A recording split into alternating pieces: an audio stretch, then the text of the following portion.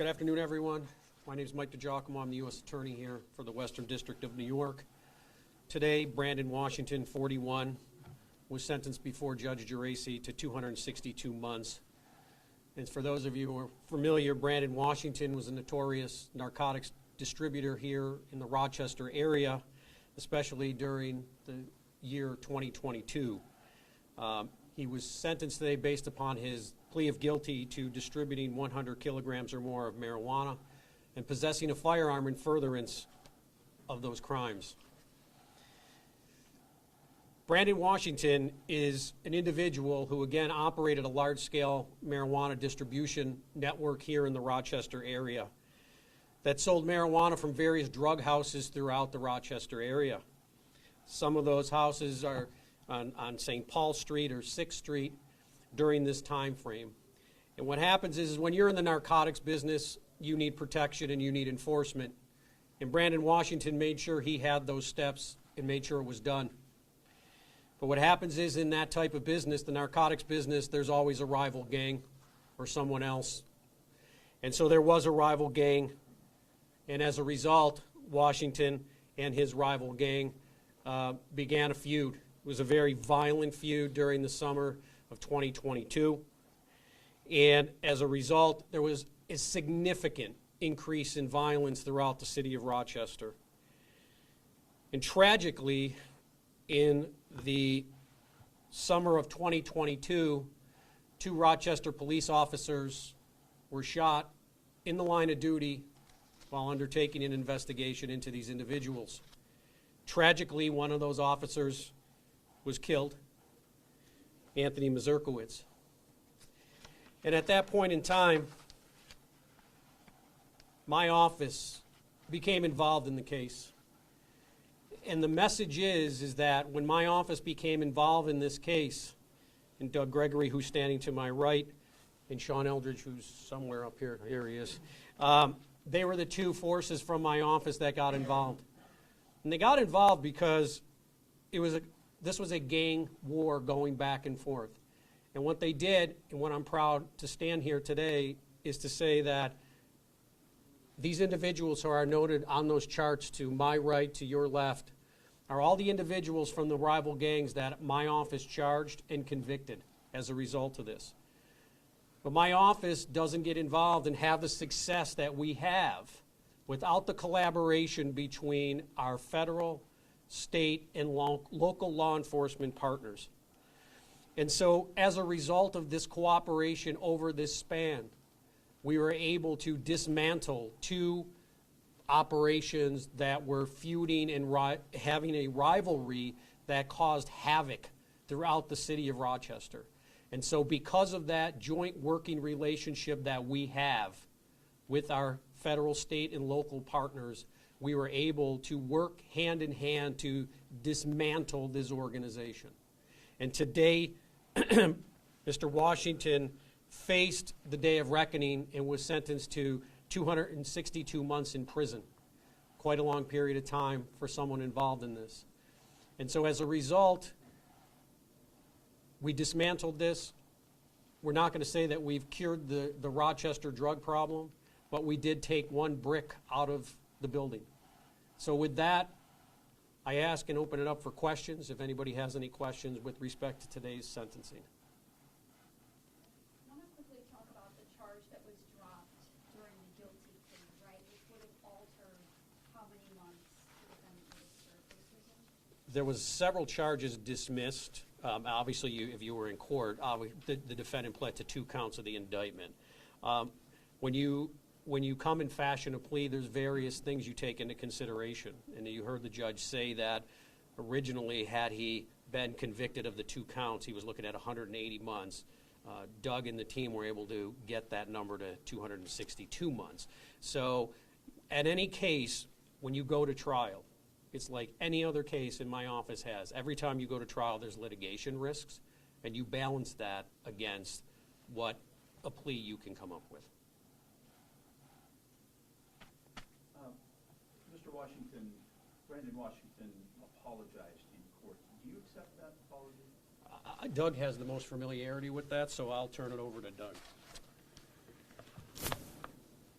I was pleased that Ms. Mazurkowitz accepted the apology from Mr. Washington, and I'm glad that he did so.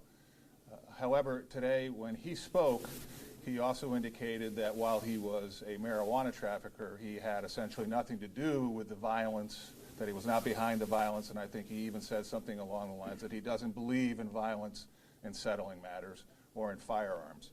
The facts of this case prove completely otherwise. The facts of this case indicate that Mr. Washington knew exactly what was going on, participated in the violence. Evidence in trial would show him in direct possession of firearms in his own hands at 55 Laser Street.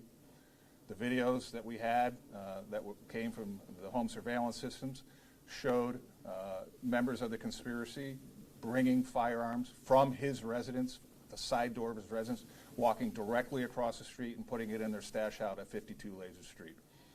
So I don't buy for a minute that he didn't believe in violence. I don't buy for a minute that he didn't possess firearms, and I don't buy for a minute that he was not at least somewhat behind the violence that occurred in this case. We talk a lot about the collaboration between the local, state, and federal agencies. Can you talk about just what goes into an operation of this scale and how you all work together for the different parts?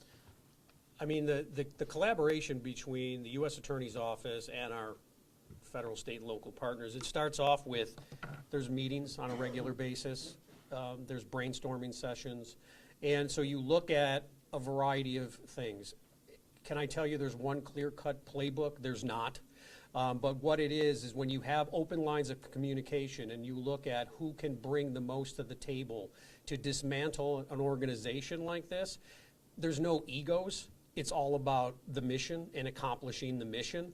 So if you can accomplish the mission and there's no egos at the table, this is what happens. You dismantle two organizations that were wreaking havoc in the city of Rochester. So there's no clear playbook. But again, it's open lines of communication. And those are things that happen over years of building trust in those relationships and having open and direct conversations with your counterparts, because everybody wants to make sure the citizens of Rochester or any city are safe as the best they can make them. Yeah. Can I just follow up on that with specifics of what happened in this case? In the immediate aftermath of the homicide of the two young men on Clinton Avenue and then the murder of Tactical Unit Officer Mazurkowitz, those individuals were taken into custody. Diedrich Fulwiley, Raheem Robinson, and Kelvin Vickers were taken into custody on the state side almost immediately. And I'd be remiss if I didn't mention Perry Duckles here from the Monroe County DA's office, who successfully prosecuted each of those three men, two of whom will spend the rest of their life in prison, and one who, Diedrich Fulwiley, who will spend 30 years in prison. So thank you to the Monroe County DA's office for their hard work in this case too. Days later, in consultation with our office and the District Attorney's Office and the Rochester Police Department and many federal agencies, we held a meeting on the 6th floor of this building where we discussed what was going to happen next. We had 3 men in custody for homicides, but we knew that there were a number of other people, including Rasheem Sullivan and Mr. Washington, who had not yet been arrested. So we came up with a game plan between all the various agencies of who we would target. First, we concentrated on the Washington side, and we were able to put together a case, and he was ultimately arrested along with a number of other individuals in September of 2022, and that investigation was led by the Rochester Police Department and ATF. And then we turned our attention to Rasheem Sullivan and the Bloods that he was a part of, and that was led by the Rochester Police Department and the Drug Enforcement Administration. And that involved some proactive investigation as well as some historical. And in December of 2022, that side of the equation, the Sullivan side of the equation, was taken down too. So then we had simultaneous prosecutions of Washington and Sullivan in federal court beginning in 2023. So that's a detailed version of the collaboration which I've talked about, obviously, but again, that's more detailed with respect to this investigation. But anytime we work with our locals, there's meetings like that happen. And oftentimes, if there's hot spots in the area, our office will be involved in those conversations to decide what the appropriate plan would be and which agency or in which office, whether it be the Monroe County District Attorney's Office or my office, pursues certain individuals. And that's what happened here. Chief Smith, this is the last case involved going back to July of 2022. How do you feel today? I think saying that I'm grateful for all of our federal and local partners is an understatement. It really can't convey how I feel toward being able to have their assistance to close this out. Thank you just doesn't seem to cover it. My department, Tony's family, suffered an immeasurable loss that none of us are ever going to completely heal from. This helps, but it's never going to completely go away. So, when you have someone there to lift you up when you're down, words really don't express how I feel about it, other than thank you. Chief. Get the Rochester First streaming app today for everything you love from News 8 on demand, plus exclusive shows you won't see anywhere else. Search ROC and download for free on Roku, Amazon Fire, and Apple TV.